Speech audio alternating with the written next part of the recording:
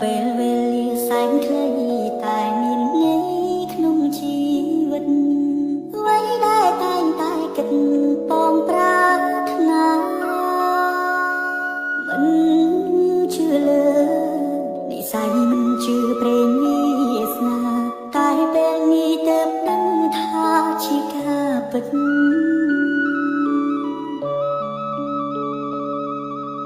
ឆានជីវិតមានន័យព្រោះតែស្រី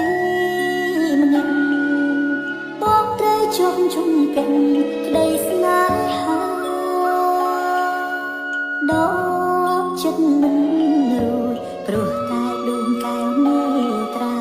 អូនជាទេពធីតាក្នុងសូរបិនសំរទេពអប្សរមិនអដូចអូនឡើយស្នាមញញឹមត្រានត្រើយអារីមលំសារភាពថាសុំច័ន្ទស្នេហ៍តូតាន់ក្រៀមបំស្រន់ឲ្យឆាំបានជួបមុំ